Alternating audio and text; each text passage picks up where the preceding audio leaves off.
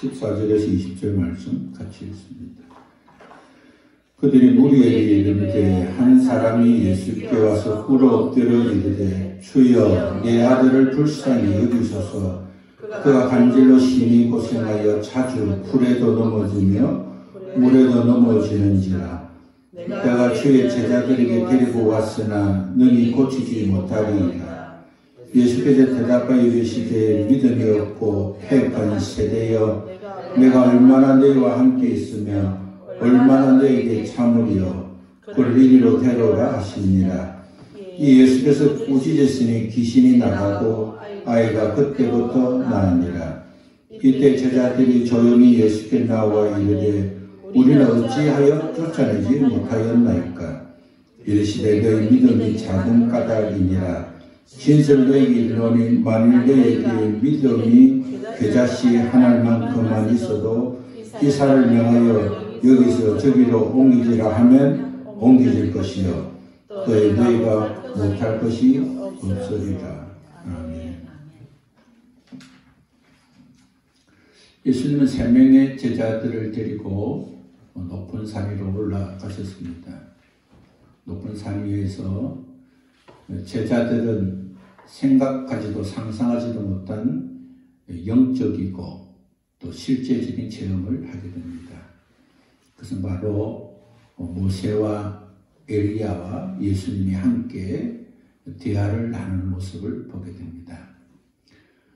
그 모습이 너무나 좋고 또 그곳을 떠나고 싶지 않아서 베드로는 주님 이곳에 초막 3개를 지어서 하나는 주님 계시고 하나는 엘리야 모세가 거하는 곳으로 삼으면 좋겠다고 주님께 제안을 합니다. 주님은 제자에게 특히 베드로에게 아무 말씀도 하지 않으시고 오히려 산 아래로 내려가면 오늘 너희들이 경험한 것을 말하지 말라고 하셨습니다.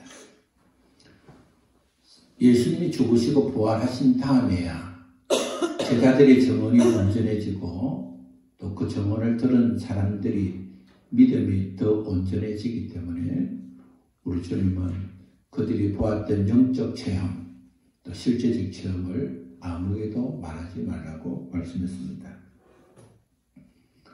주님은 제자들과 산 위에서 하룻밤을 지내시고 다음날 산 아래로 내려갔습니다. 주님께서 산 아래로 내려갔을 때 많은 사람들이 주님을 기다리고 있었고 이때 한 사람이 주님 앞으로 나아가 엎드리면서 주님께 고백을 합니다. 주님, 우리 아들이 간질병으로 불에도 넘어지고 물에도 넘어지고 아이가 너무 고생을 많이 합니다. 우리 주님 이 아들을 고쳐달라고 주님께 간청을 합니다. 사랑하면 사랑하는 사람의 아픔을 자신의 아픔보다 더 아파하고 또 그 아픔을 고쳐주기 위해서 마음과 정성과 모든 삶을 드리게 됩니다.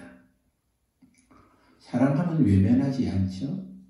사랑하면 더 가까이 오히려 나를 희생하더라도 그 사람을 고쳤으면 좋겠다는 그런 결정을 하게 됩니다. 주님이 세상에 와서 왜 죽으셨습니까?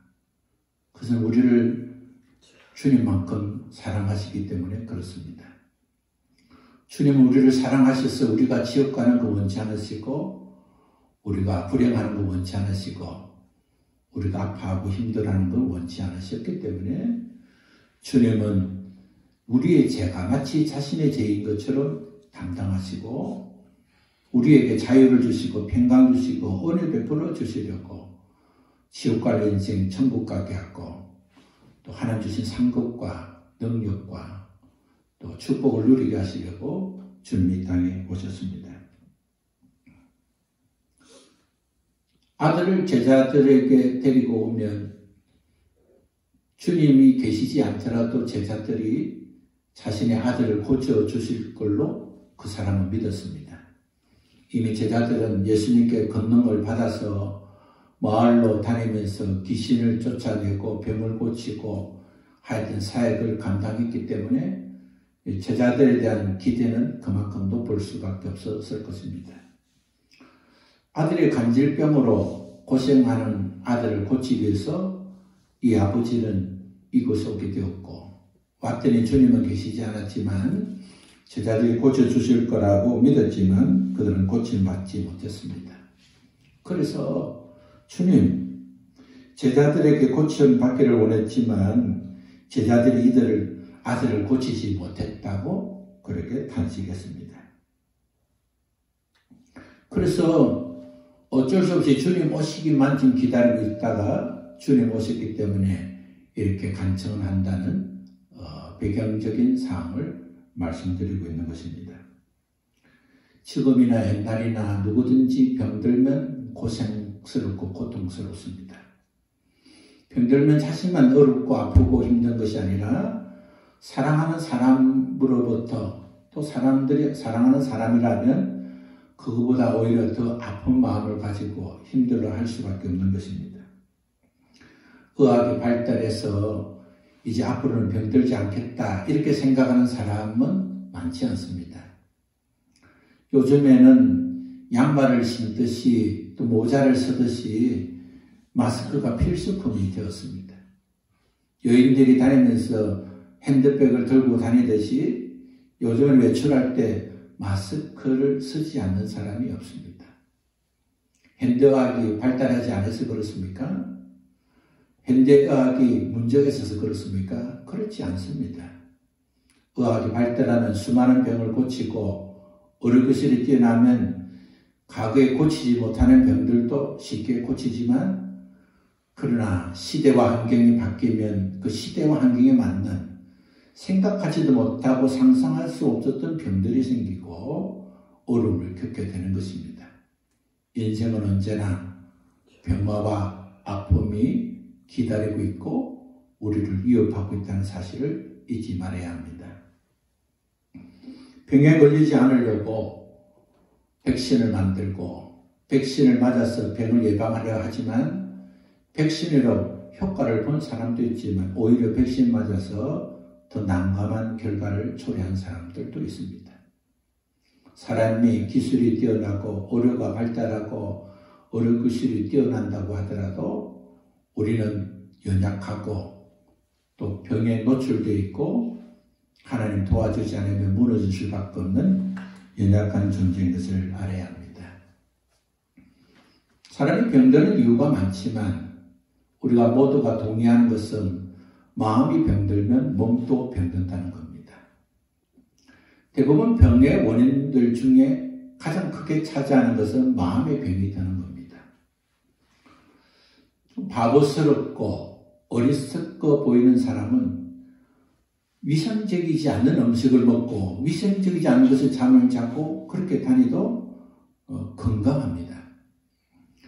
저희가 어릴 때는 동네에 참 정신이 온전하지 못한 사람들이 많았습니다. 가난하고 힘든 시대에 그래서 거짓골을 하고 그냥 형편없는 음식을 먹고 형편없이 자는데도 불구하고 보면은 그 얼굴을 보면 늘 건강합니다. 바보라고 생각할 때 힘들고 어렵게 상상되는 것보다 오히려 건강하고 밝게 그렇게 사는 모습을 상상하는 경우가 많습니다. 사람의 마음이 갈라지고 무너지면 몸도 영향을 받게 되어 있습니다. 우리의 몸은 마음에 따라서 움직이게 되는 구조로 되어 있습니다. 건강한 몸은 건강한 마음을 따라가는 몸이 건강한 몸입니다. 우리의 마음이 건강하려면 우리의 영이 건강해야 됩니다. 그래서 건강한 영은 건강한 마음을 움직이고 건강한 마음은 건강한 몸을 만들게 되어지는 것입니다.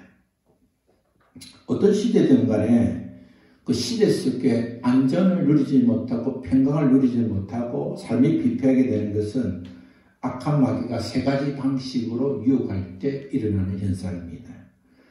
첫째는 물질 만능이라는 생각입니다.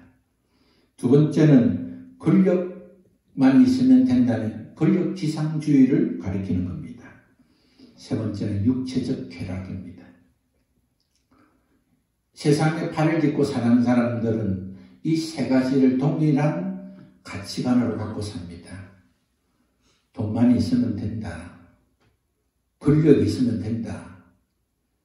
쾌락이 있으면 최고다. 그래서 법만 없다면 쾌락을 위해서 어떤 방식도 다 취하고 또 위험하지만 않는다면 어떤 방식이라도 권력을 잡고 또 할 수만 있다면 어떤 방식이라도 돈을 벌려고 하는 그런 상황이 바로 시대 속에 역사하는 악한 영들의 방식인 것입니다. 인간이라면 부자가 되고 싶고 권력을 갖고 싶고 쾌락을 누리고 싶어 합니다. 재물이 많고 권력이 있고 쾌락하는 것이 불신앙은 아닌 것입니다. 그러나 이 생각을 먼저 앞세우고 어떻게 하든지 돈을 벌려고 하고 어떻게 하든지 권력을 가지려고 하고 어떻게 하든지 쾌락만 누리고 한다면 그것은 불신앙이고 하나님을 대적하는 것이고 그것이 바로 우상숭배로 갈 수가 있습니다. 돈 있으면 많은 것을 하지만 모든 것 하지 않습니다.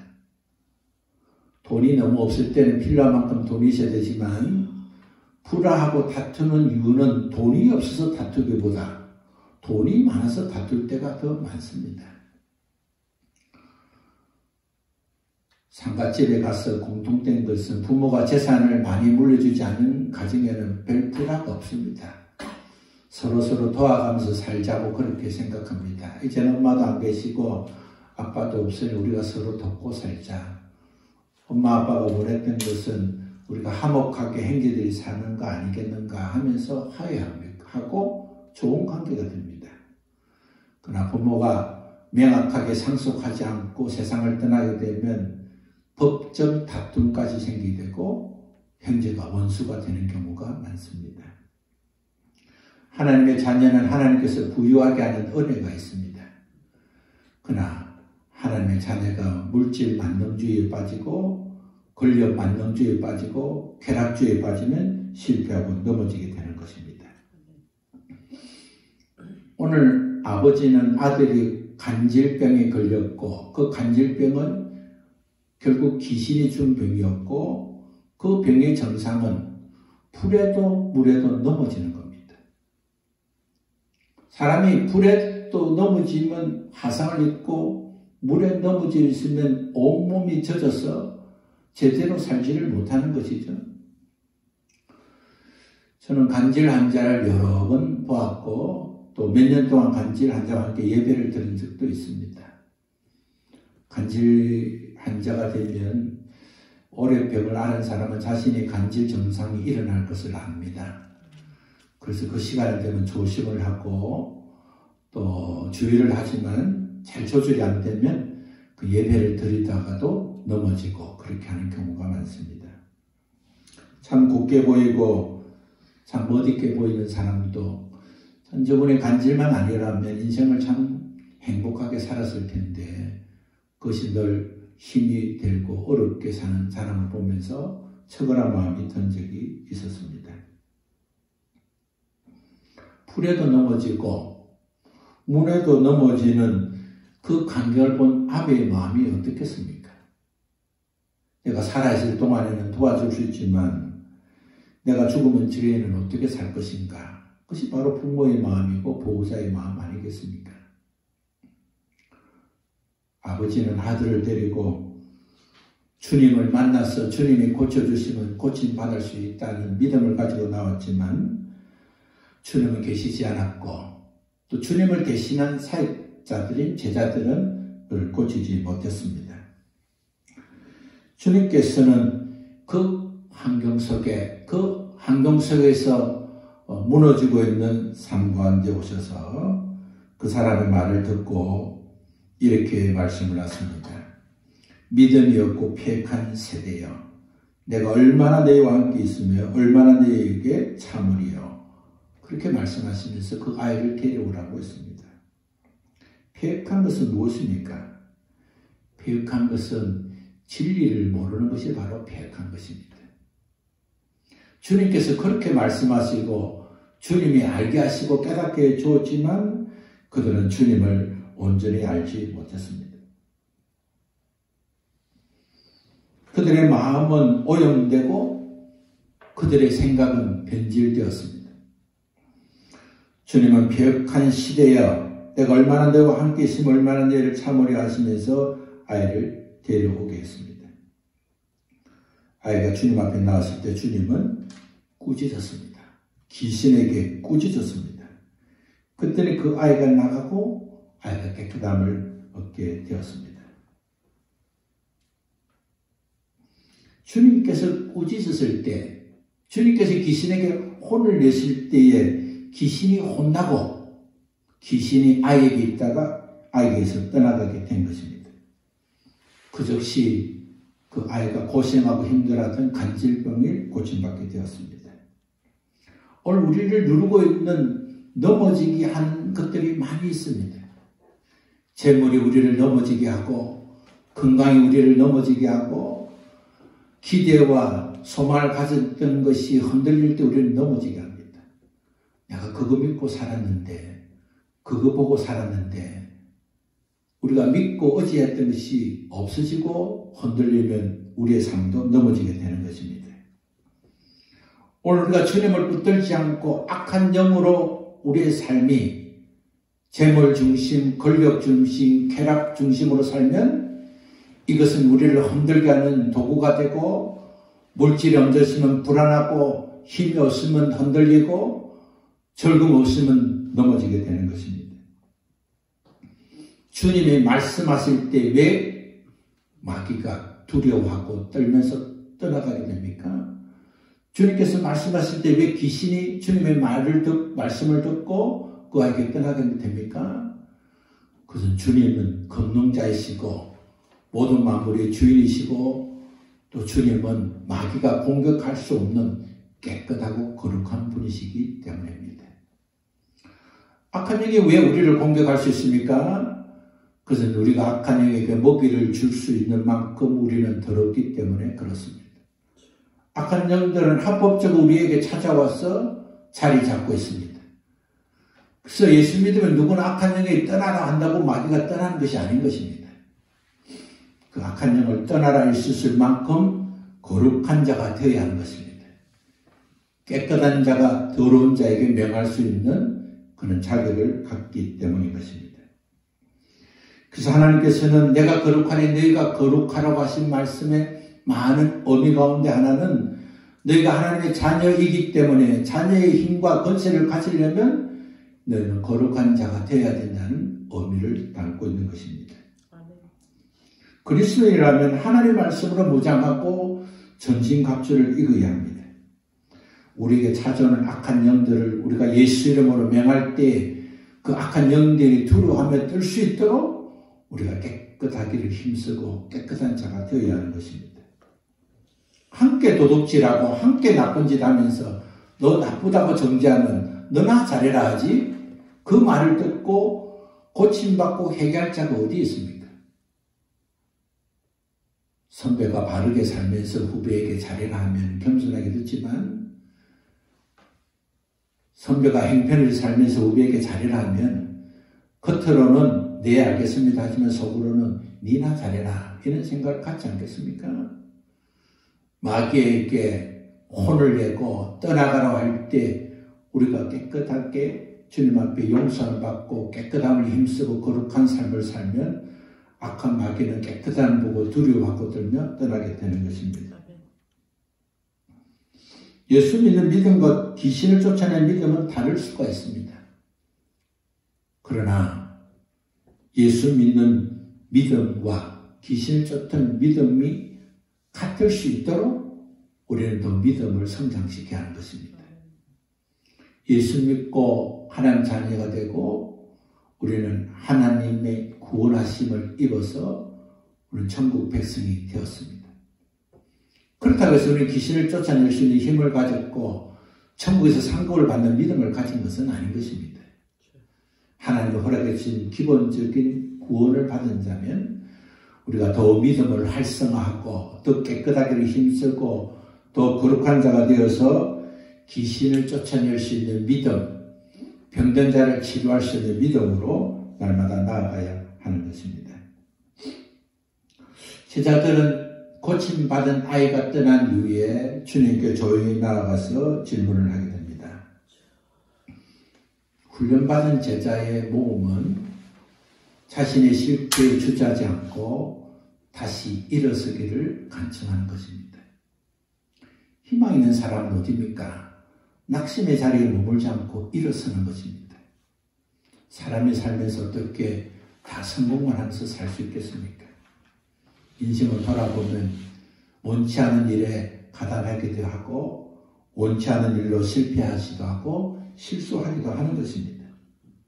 우리가 원하지 않았지만 불에도 넘어지기도 했고 물에도 넘어질 수 있습니다.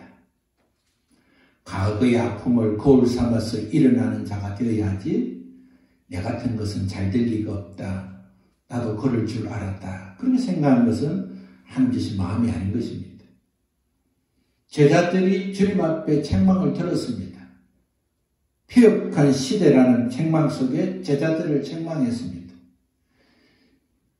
주님의 책망은 제자들에만 국한된 책망이 아닙니다.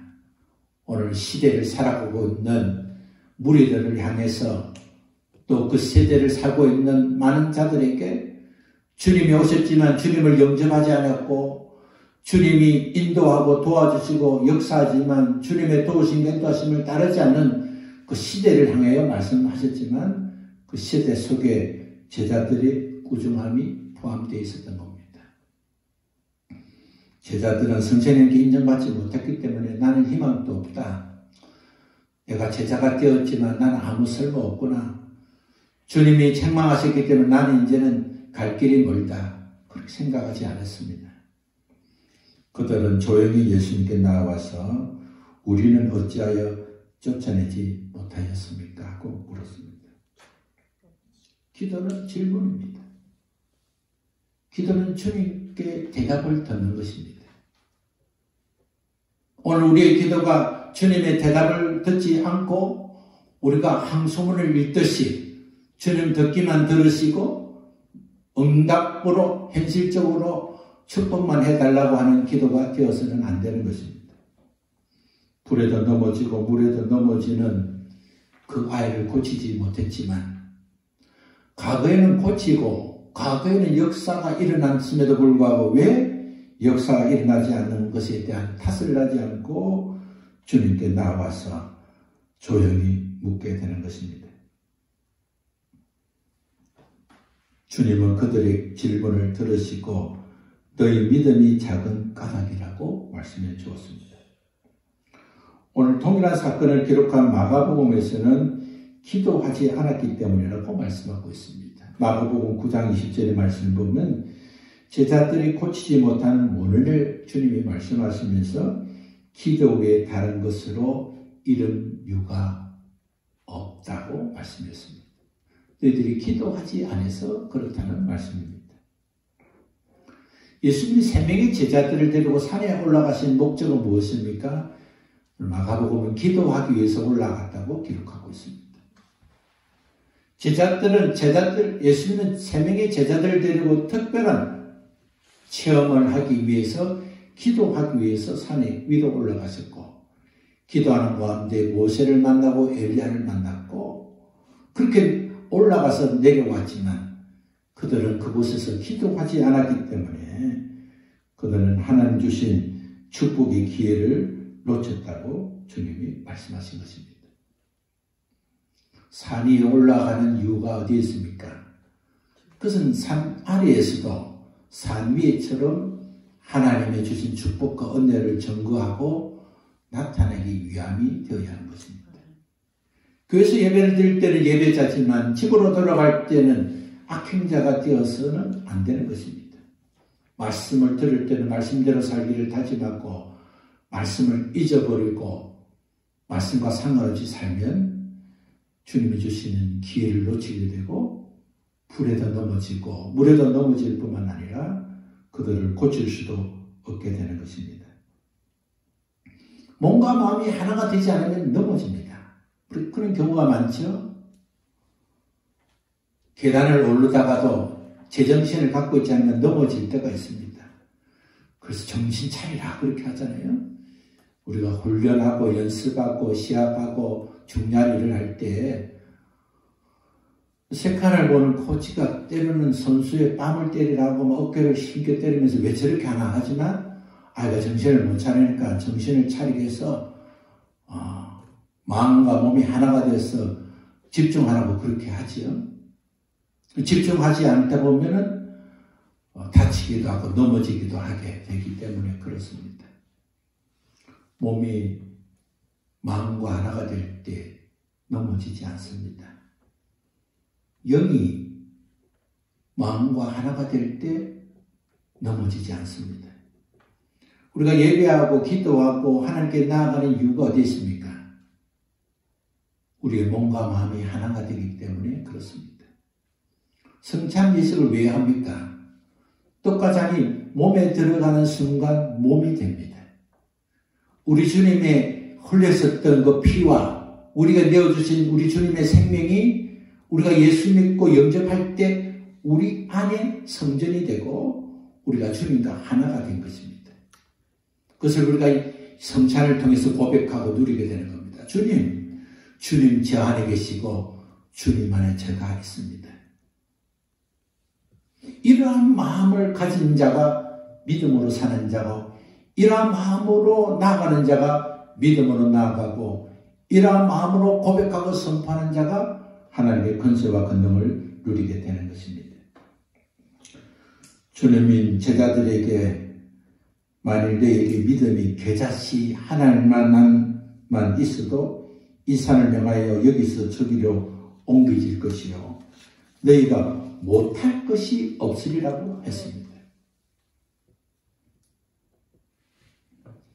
주님의 말씀은 무엇입니까?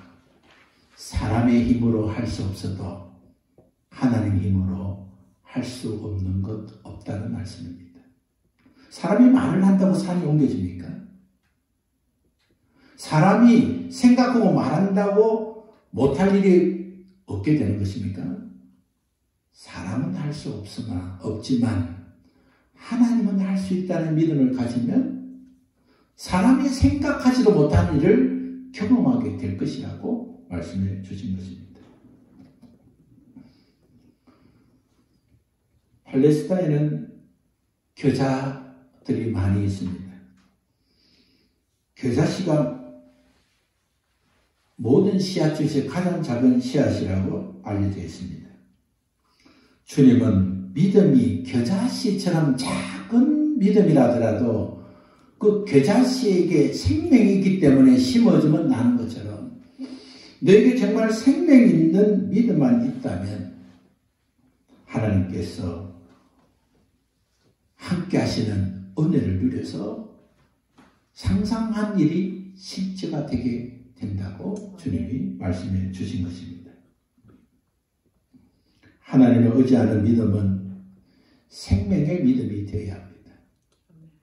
마음과 몸이 다르게 생각하는 것이 아니라 나의 영과 혼과 육신이 온전히 주님이면 할 수 있습니다는 믿음을 갖는 것입니다. 그 믿음을 갖지 못하게 하기 위해서 악한 마귀는 우리를 유혹합니다.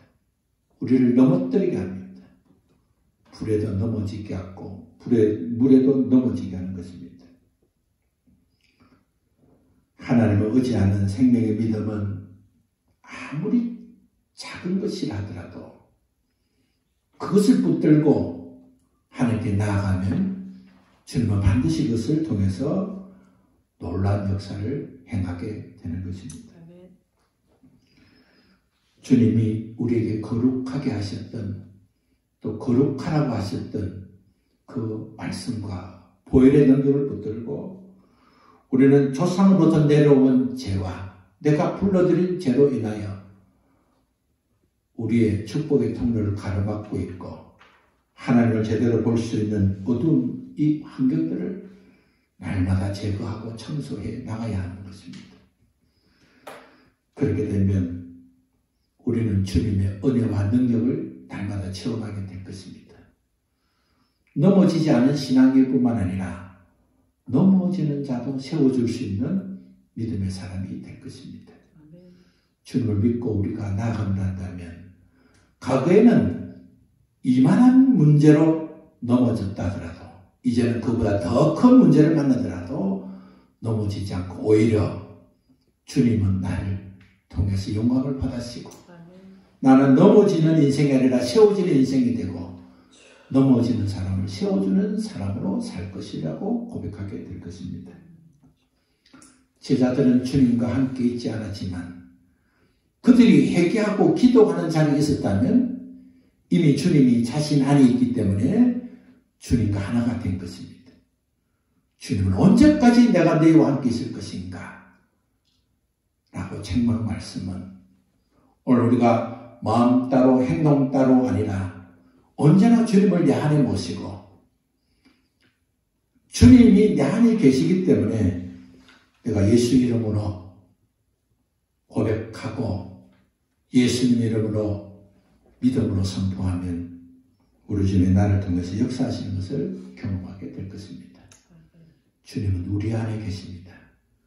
주님은 우리와 하나가 되어 있습니다. 주님 안에 우리가 있습니다.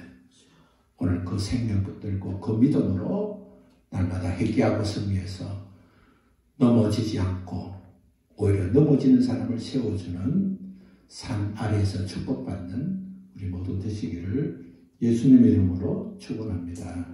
우리 함께 일어나서 찬송합니다.